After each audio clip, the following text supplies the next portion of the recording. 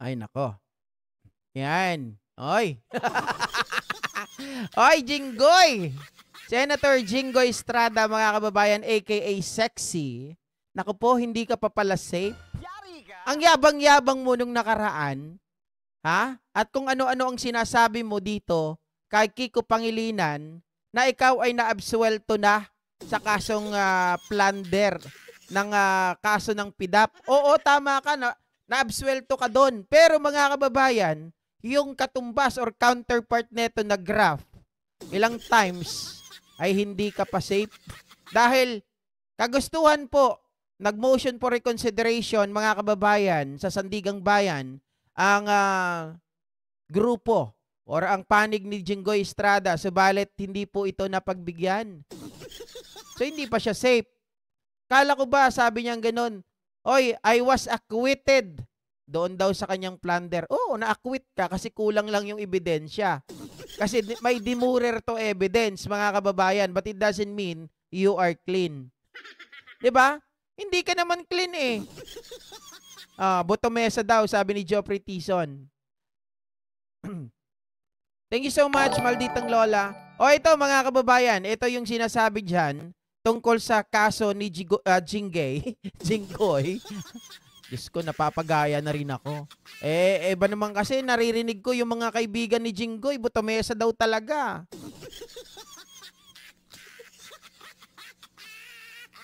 Share natin sa inyo.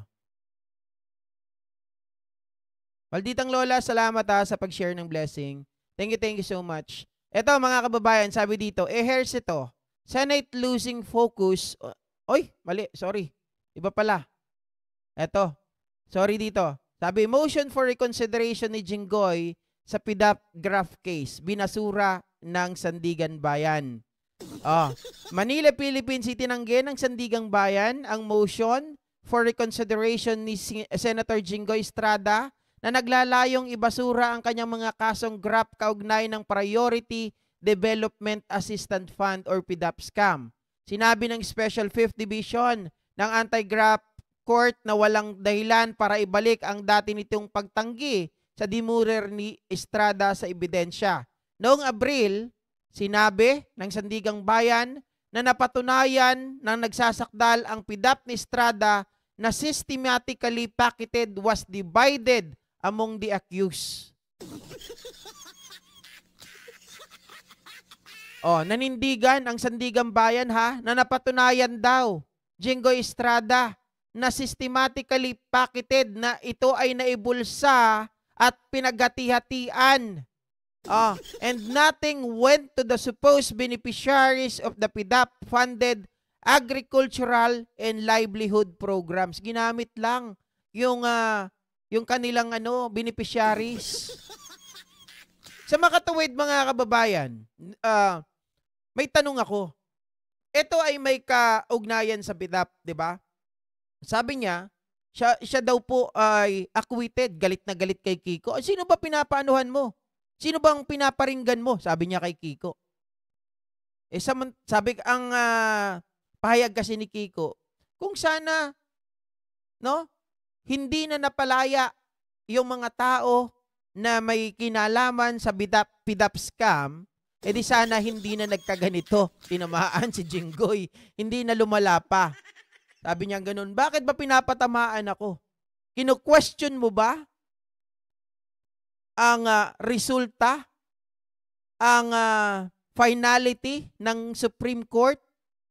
Yabang. Remember, Mr. Senator, I was acquitted by the court. Ay, sabi ni Jinggoy. Mga kababayan, ang sabi lang doon, demurrer to evidence. Kulang ang ebidensya na magtuturo sa iyo. It doesn't mean that you are innocent, that you have a clean hands. Diba? Hindi yun nangangahulugan na malinis ang mga kamay mo. Hindi yun nangangahulugan na ikaw ay walang ginawang mali. Diba? So ngayon, hindi ka pa safe. Diba? Idinagdag nito na ipinapakita ng nagsasakdal kung paano umano si Estrada o kung paano niya tinanggap yung kickbacks. Ito kasi yung nangyayari sa atin eh. Sa totoo lang, dahil sa tagal po ng proseso ng batas natin, marami ang napapawalang sala dahil sa una, technicality, chain of tawag dito, kung paano dinadala bawat ahensya yung mga katibayan. 'Di ba mga ka-GPnatics? Kaya nagkakaroon ng technicality. Ganon din dito. Pero maliwanag na sinasabi ng Sandigang Bayan, ipinapakita ng nasasakdal kung paano na-receive ni Jinggoy yung kickbacks, mga kababayan. Malaki ito, milyones din ito. Hindi katulad ngayon, bilyon, 'di ba? Pero malaki din ito, mga ka-GPnatics. Nangatwiran sa Estrada na ang mga sulat sa araw-araw na disbursement ng whistleblower ng PDAP na si Ben-Hur Luy ay unreliable as they are mere printouts and can nowadays be easily manufactured. Pero hindi yan pinaniwalaan ng Sandigan Bayan. Bagkus si Ben-Hur Luy, mga kababayan, ay kinampihan pa ng Sandigan Bayan. Okay, noong 2024, pinanindigan ng Sandigan Bayan ang naunang desisyon nitong i-absuelto si Estrada sa indirect bribery at direct bribery dahil sa kakulangan ng ebidensya. Ito, dito, mga kababayan, inabsuelto siya sa indirect bribery at direct bribery. Pero again, hindi pa rin nangangahulugan na malinis pa rin si Jinggoy. Kulang lang po sa ebidensya, kaya hindi po siya nadidiin. At alam nyo naman kapag may pera, 'di ba? Nagugat ang kaso sa 183 million na umano'y kickback mula sa mga peking proyekto na kasabwat si Napoles. Yung PDAP na yan, sabi ko sa inyo, nagpalit lang ng damit. 'Di ba? Yang Priority Development Assistance Fund na yan, nagpalit lang ng damit. Mga kababayan, nung nakaraan, ang damit nito ay ganito kay Jinggoy, 'di ba? Naka-Amerikana. Ngayon nagpalit lang 'yan, mga kababayan. Nagpalit 'yan ng tawag dito, iba namang damit. Ganun lang 'yun. Pero ganun pa rin ang umiiral, meron pa ring mga kickbacks. Kaya lang sa ngayon kasi naitatago sa mga unprogrammed funds, na itatago sa mga proponent. Dahil kasi dati ang Priority Development Assistance Fund talagang ibinibigay sa kanila direkta, 'di ba? Mga kababayan, dito naman sa unprogram, dito taguan ang sistema. Pero ganun pa rin, nakawan. Kaya Jinggoy, hindi ka paligtas. Huwag mo ipagmalaki sa amin na you were admitted by the court doon sa kaso mo sa plunder. Hindi kami naniniwala na ikaw ay malinis. 'Di ba? Orange talaga. Whew! Nadaan kasi sa padrino ng mga justice. Ding ang bato, Darna. Walang pambili ng lalaki si Super Jingay. Kaya gumawa na naman ng kababalaghan.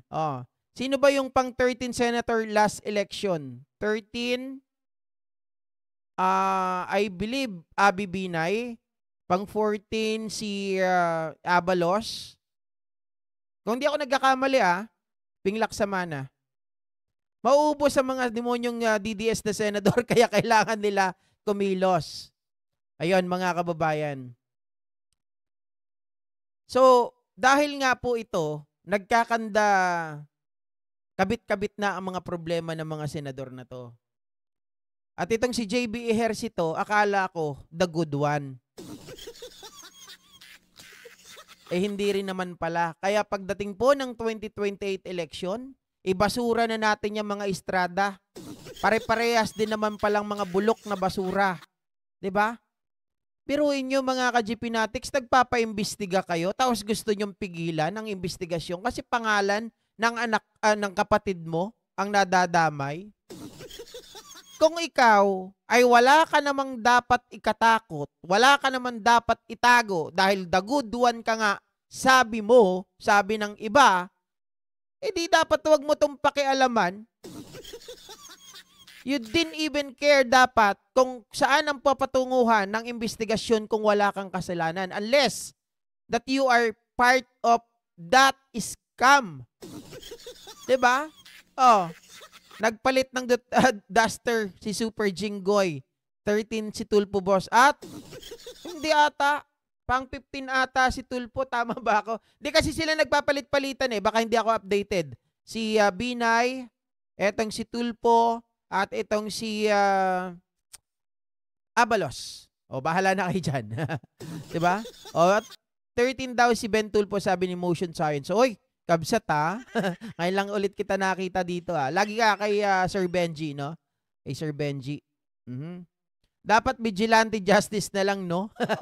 Grabe naman to. Pero, mga kababayan, kapag napatunayan na ganyan at nagtatago pa rin, siguro, style vigilante na lang itong mga ito para matapos na. Diba? Ako puwapayag na rin sa ganyan Dahil wala naman tayong bitay. Tapos itong mga to nagtatago lamang. Diba? Akala mo mga matitino. Tapos nagagalit pag sinabihan na lahat sila may insertion, 100 billion. Kasi kung 100 billion, meron silang insertion at kung ito ay may kickbacks, mga kababayan, magkano ang sa kanila doon? 'Di ba 100 million, ang 10% 100 million, ang 30% 30 million. 300 million. Tama ba ako, mga kababayan? Hindi paano lang natin? Kung 100 billion ang kanilang proponent, 'di ba? Ang kanilang insertion at kung may kickback, sabi kasi 25 to 30% ang kickback. So pag 100 billion, mga kababayan, tama ba ako? Correct ka? Paki-correct ako kasi hindi ako magaling sa math. Mahina ako diyan 'di ba? Inaayawan ko ang math. So 100 billion, 30%, parang 300 million ata, mga kababayan. Tama ba? Sige, Lord Navarro, walang problema kung Marcoleta the best senator.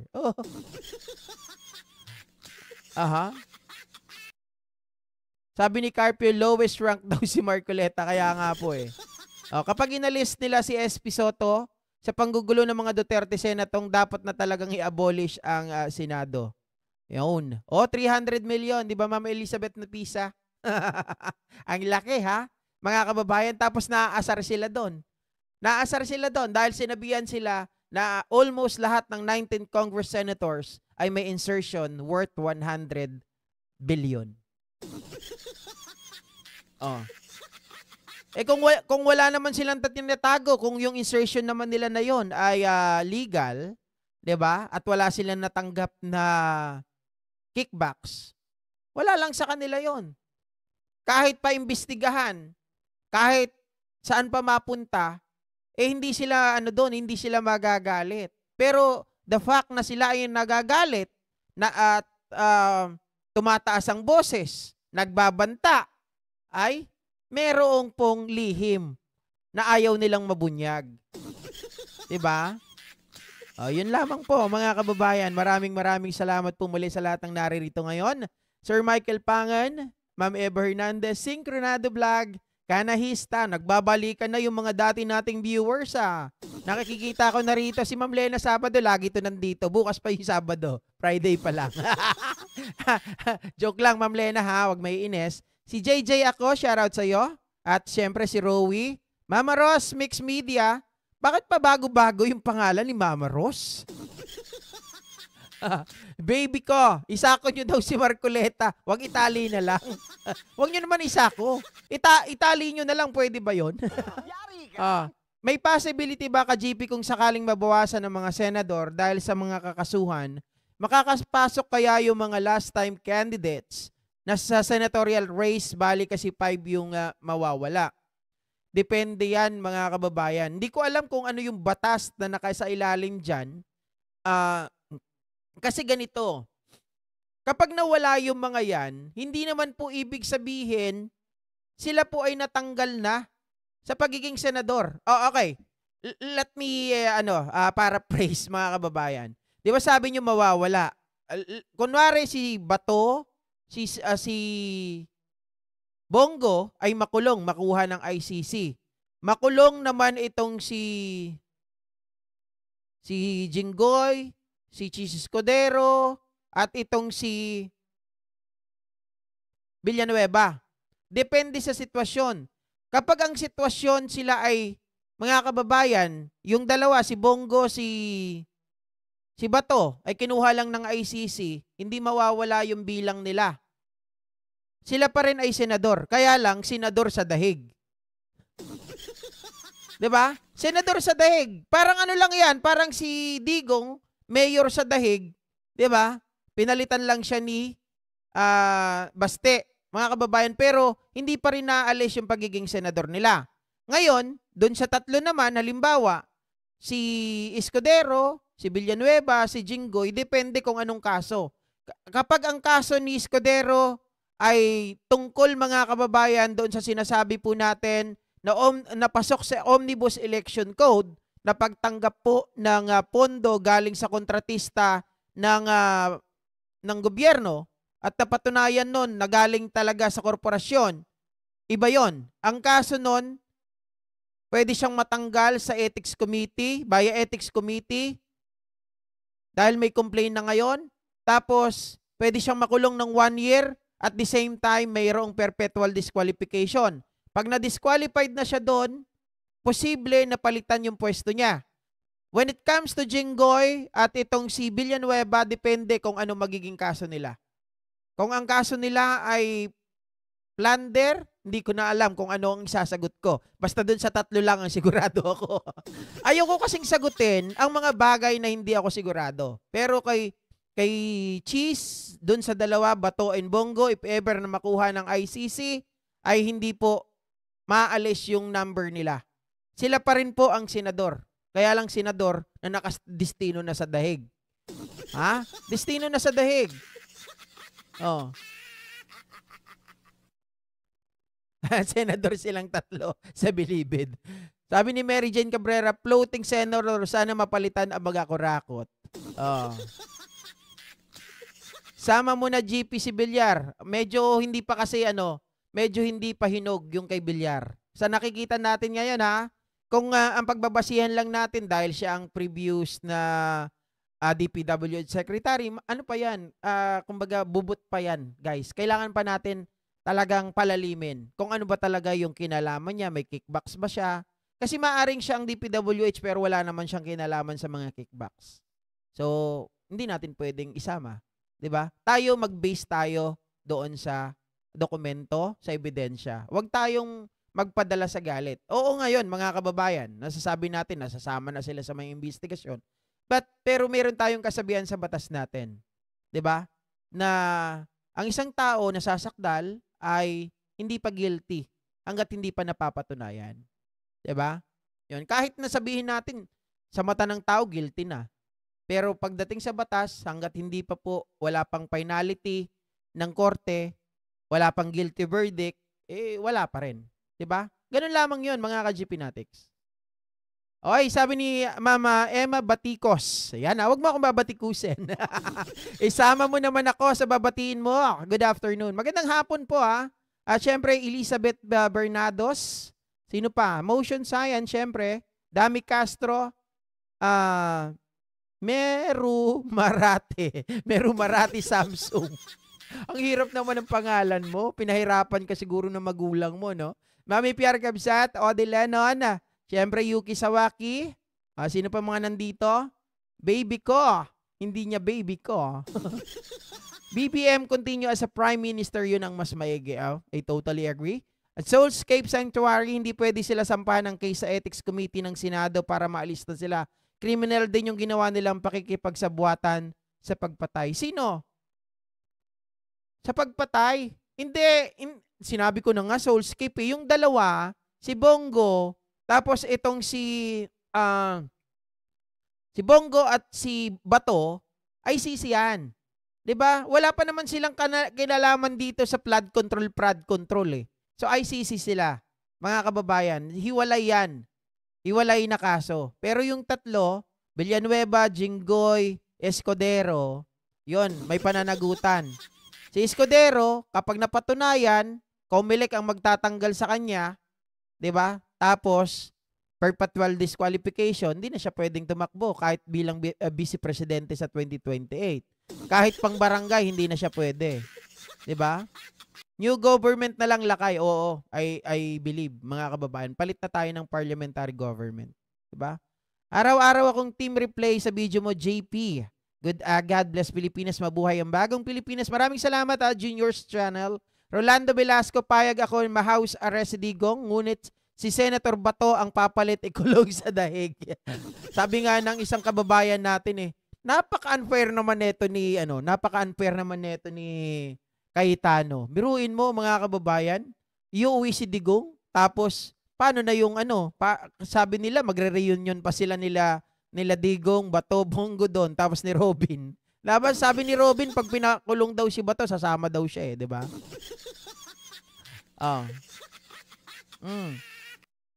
Alin man sa dalawang account ko, ang kasalukuyang gamit ko once na nag-notif sa akin live mo, hindi ko pinapalagpas. Naguluhan ka ba, GP? Pasensya na po. Hindi naman, Mama Ros. Akala ko kasi, isang account lang, nagpapalit-palit ka lang ng pangalan. Yun pala, naka-dual account ka. Luis Padre, bye for now, GP. God bless. Please continue continuing a good content. Maraming salamat po. Pero ako naman ay hindi naman po perpekto. Meron talagang mga content minsan na pilit, 'di ba? Pilit. Ayaw ko lang masira yung natin, yung algorithm. Minsan pinipilit ko lang din. 'Di ba, kahit masama yung pakiramdam, pagod. Minsan ganun kasi pag hindi tayo prepare masyado or hindi tayo nakapaganda, meron talagang time na parang lutang. 'Di ba? Intindihin nyo, at saka alam natin, mahirap talaga magsalita pag ikaw wala ka naman ditong sariling script, 'di ba? Hindi kagaya nung yung kay Marcoleta. Pwede barangay tanod hindi Dapat mag-rally Pilipino pag inalis si Soto, hindi magandang DDS, daming corrupt. 'Yon. Okay? So hanggang dito na lamang mga kababayan. Maraming salamat po muli sa inyong lahat. Pagkita-kita tayo sa mga susunod na live streaming. At ganun din, sana supportahan nyo po ang mga uploads natin. Kahit na po pinuputol-putol natin ito mga kababayan. Kasi merong mga viewer na ayaw nila nung sama-sama. 'Di ba? Masyado sila natatagalan. Gusto nila highlights agad. So sana po supportahan nyo rin yung mga uploads natin mga kababayan. Galing din po yan dito sa mga live streaming na ginagawa natin. Thank you so much. At mag-ingat po kayong lahat Hoy, again, yung mga kababayan natin dyan sa norte, lalong-lalo na po dyan sa Isabela, ganun din sa Baler, dito sa parting Aurora. Mag-ingat po kayo. Signal number 4, mga kababayan. Talagang sinusuntok sila ng ulan. Sana wag nang sumabay yung hangin. Kasi galing yan sa dagat 'Di ba? Habagat sa dagat, tapos amihan dito naman sa kabilang side. Huwag sana magsabay, mga ka-GP. Kaya mag-ingat po kayo at talagang maghanda po tayo. Yung may mga dyan, yung may mga generator, ihanda nyo na rin po. At talian nyo na yung mga bahay ninyo. Diba, Ma'am Eva? Salamat. Bye-bye. Abolish na daw ang Senate. Winnie Artos, ingat kaka. Maraming salamat. Bye-bye.